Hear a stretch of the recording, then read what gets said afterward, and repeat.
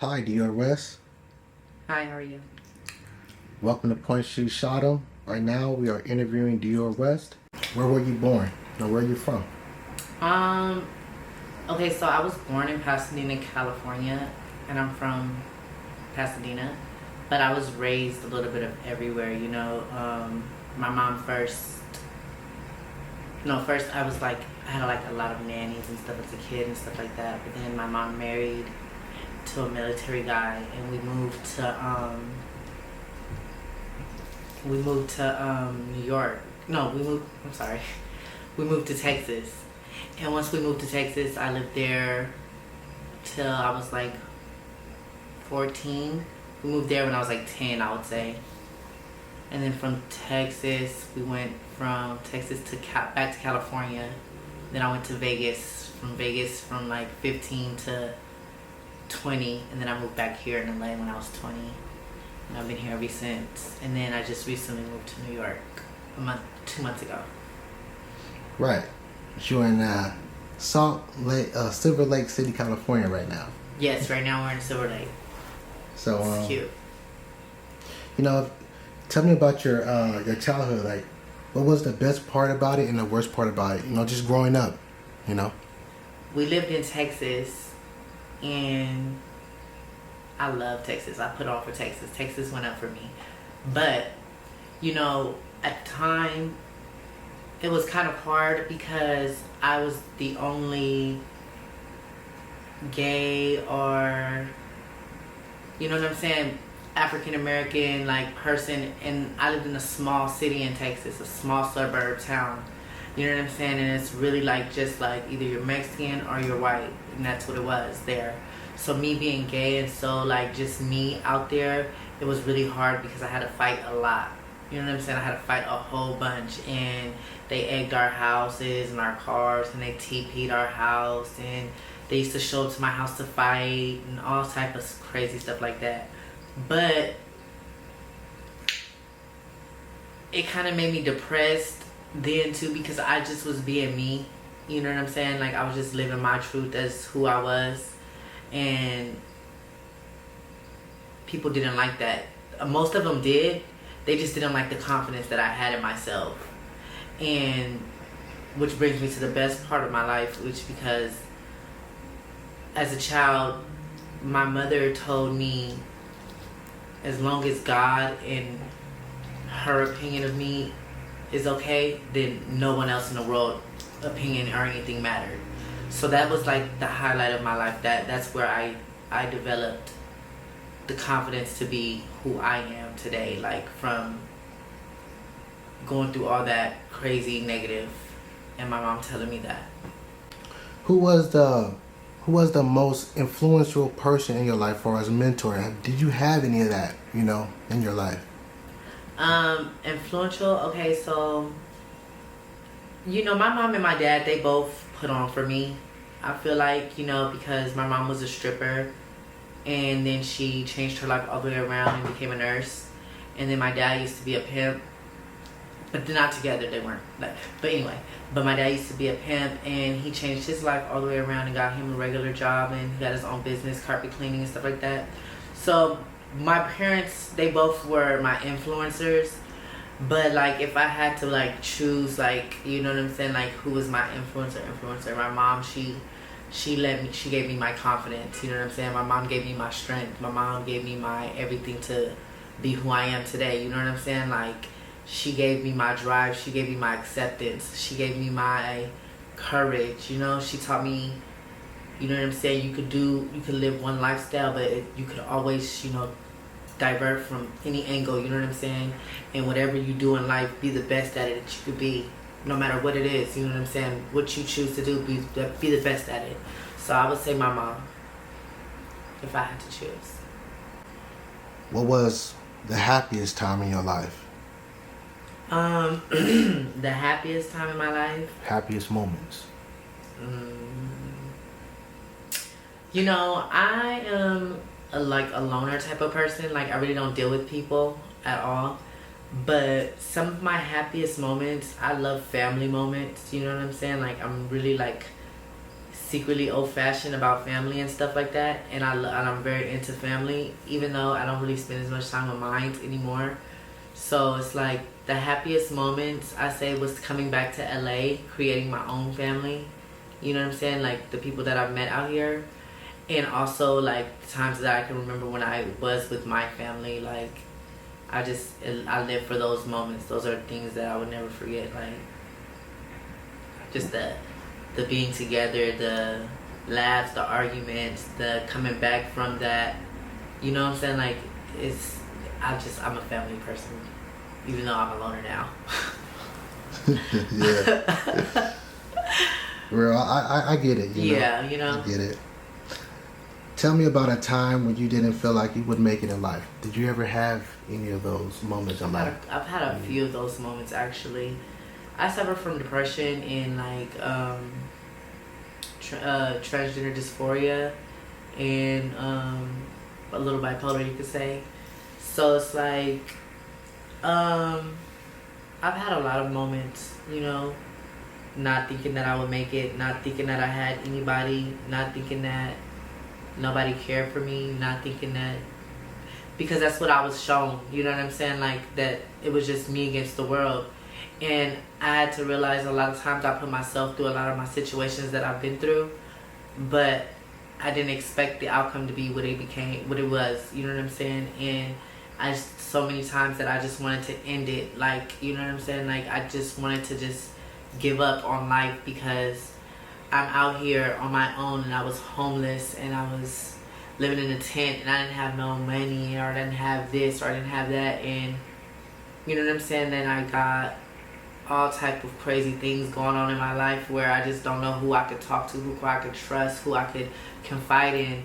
So it's been so many times where I feel like I just need to give up, but what pushes me through all that every single time is like, you know, I'm a very spiritual person as well, so you know, my higher power, my God, speaks to me and it always just brings me back, you know what I'm saying? Like I always just have to remember that it's always gonna get better, and in order to progress and prosper in life, you have to go through things. You have to go through struggles. You have to go through downs in order to appreciate the ups. You know what I'm saying? So God I just start talking to God every time I felt like I was to that point, and my higher power and my grandmother, who's R.I.P., like, you know, I speak to them and it brings me back to where I need to be, and it just lets me know that tomorrow's another day and you don't have to live in what you're just going through today. So right. I'm going to touch on your escort lifestyle, as far as like, you know, how that goes for you. Sure. You know, like I have some questions for it. How many clients is a typical work night for you? A typical work night for me, I would say maybe like 3 or 4. Because I also have like regulars, so you know, that's just me going out 3 or 4. But like, you know, if I just call one of my regulars or 2 of my regulars, maybe just 2 a day, you know, period, because they come to me. But if I'm going out, maybe 3 or 4. Okay. So have you ever had any female clients? I've had female clients, but I haven't had female clients like solo. I've had couples. You know what I mean, like the man, the husband and his wife. So I've had those clients with a female involved, but just a female calling me just for herself, no. I wouldn't mind doing it, but it's not usual a female will call you by herself. Not usually, no. It's usually a couple will call me. Okay.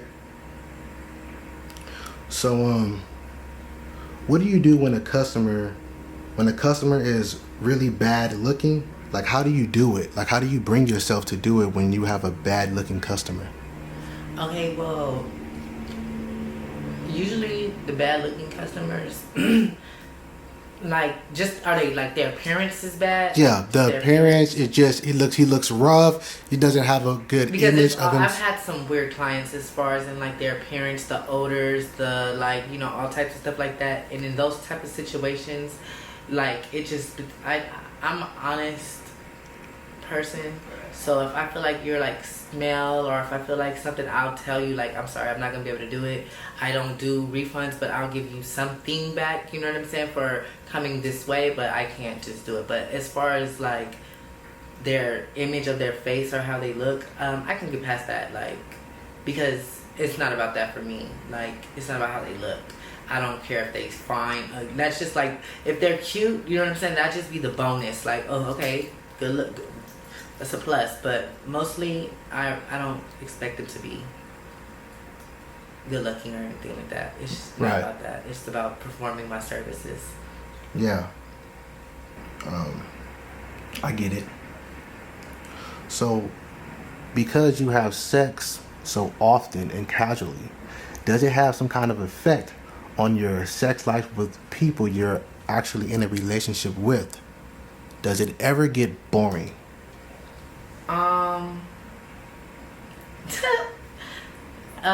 It's sometimes I can say sex with me, well, I can honestly say sex with me will never be boring. That's just period. But it does sometimes have an effect on, you know what I'm saying, the situation when I am with someone romantically, like you know what I'm saying, non-business. Like, it does affect, because a lot of times I don't be into it. Like, I don't want to do it then and there, or like, because I do it so much. Like, it's like I rather have the affection than the physical. You know what I'm saying? And a lot of times it's very big with who you're with nowadays. If you're in this business, to be physical with your about, you know what I'm saying? Because then they feel like you enjoy your job more and the clients more than you enjoy them. Mm-hmm.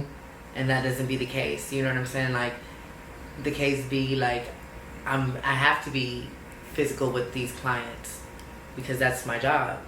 But with you, I just don't want it to be physical. I want it to be mental. I want it to be sensual. I want it to be like, a lot. And it's just like, they can't fully give me them, and I can't fully give them me because of my job. But boring, never. Yeah.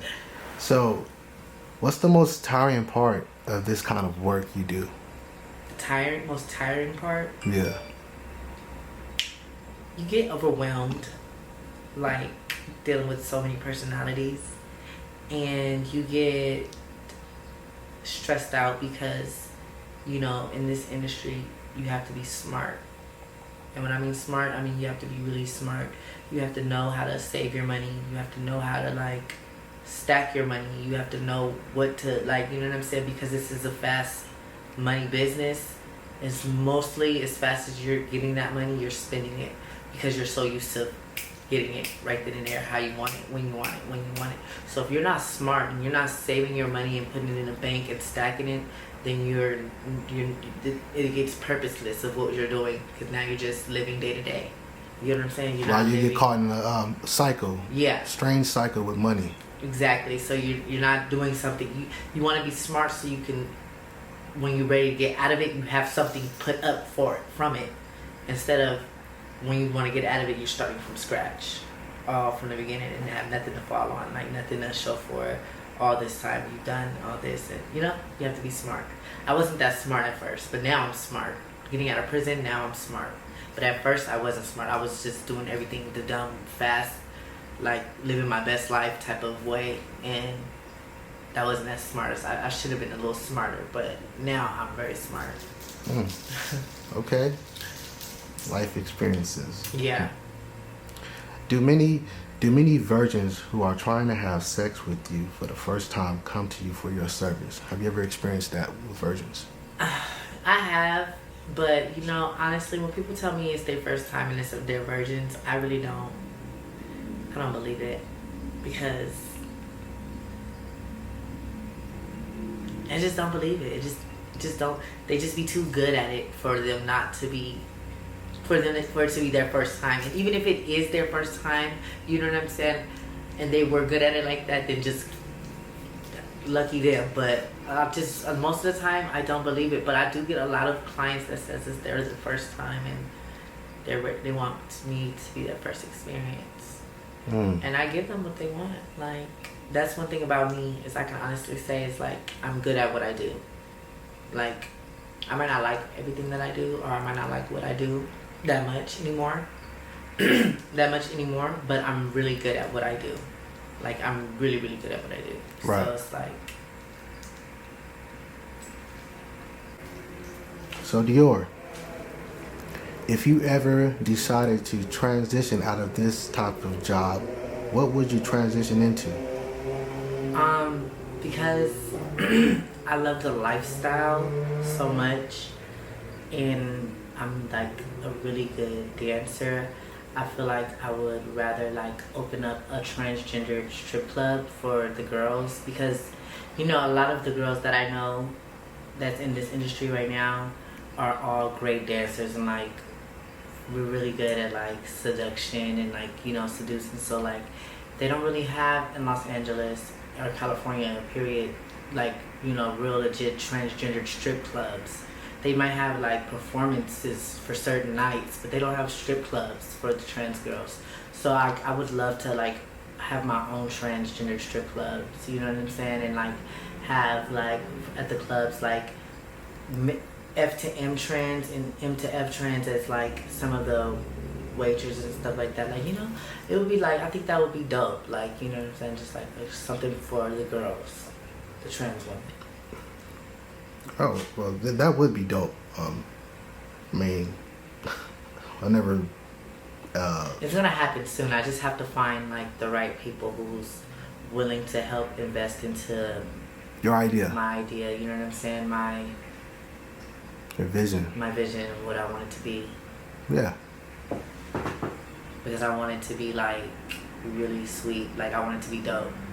Like, I don't want it to be like half-assed. I don't want it to be like I want it to be brung, because as trans women, we don't really get the credit for a lot of things that we do or who we are, or we're only looked at as a fetish of some type of sex work or something like that. So I want the club to be like bomb, like, you know what I'm saying? Like, I want it to be a club part in the strip club, like, you know, where you could just like like, you know, it's where it's like you could just be comfortable, you could be you there, you could be relaxed, you could be, you know what I'm saying? Like, because this life ain't easy.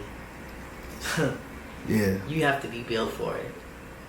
Yeah, to live the life that you're living, you gotta be built for it mentally. The life that I'm living, you really have to be built for it, because it's not the easiest. So, you know, it's your girl Dior Wes. You know, catch me on Instagram at I'm Dior Wes _304. That's IAMDIORWEST _304. Or on Facebook at Dior Wes.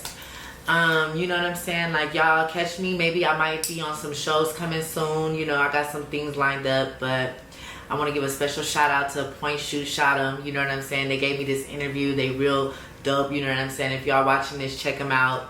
You know, it's a whole vibe. You know what I'm saying? But I'm Dior Wes, y'all. Y'all know what it is. Y'all see, y'all gonna have some things coming from me real soon.